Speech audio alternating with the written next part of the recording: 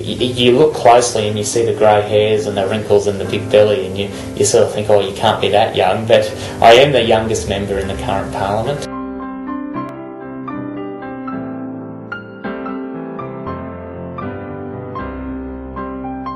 Oh, good morning, this is Mark Ryan, the State Member for Morayfield. How are you?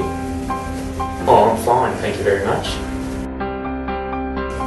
You always remember things when you're growing up about, what your parents say or some things that stick in your mind. And my father has always been a tremendously humble person and also a tremendously independent person. I remember we had to fix something up on the roof of the house, and rather than go to the neighbour next door and borrow a ladder, we had to concoct some sort of climbing structure, which ended up with me being thrown on the roof trying to fix this thing. I grew up in this area and went to school in this area and was involved in a number of community groups, Rosie's, feeding the homeless on the street, and the environmental group, and also some homeless person legal advisory groups. And I thought, how can I serve my community better? And when you think about the biggest show in town, the biggest show in town is being involved in government. When I think people choose individuals to represent them in the Parliament, they look at the person's experiences, their backgrounds, their talents, their attributes. And I think one of the things that I bring to the role, and I was able to talk with the electorate about, was the studies that I was involved in. Of course, doing a law degree and also an arts degree with majors in economics and international relations. I think had a bit of an appeal to people because they saw that I was willing to not only advance myself personally by doing those studies, but I was in a position because of those studies. And during the whole process I sort of said, oh Dad, why don't we just go and ask the neighbour for a ladder?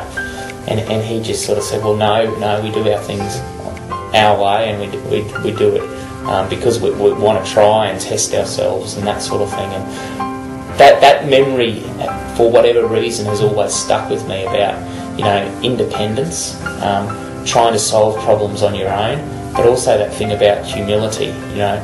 No one likes someone who's cocky or arrogant, and I think part of humility is about not only respect for yourself but respect for other people.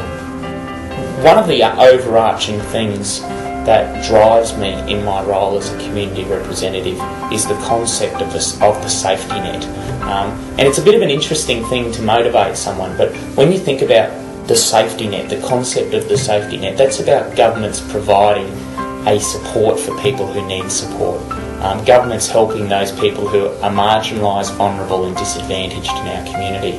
And there's a few things that I'm very passionate about that are intricately connected to the concept of the safety net. A good education, good public transport and good healthcare services.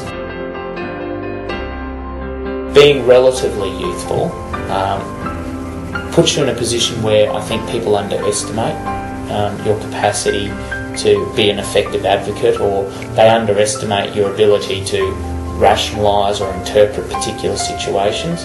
I think there's a perception that young people have less to offer the community or less to offer public life.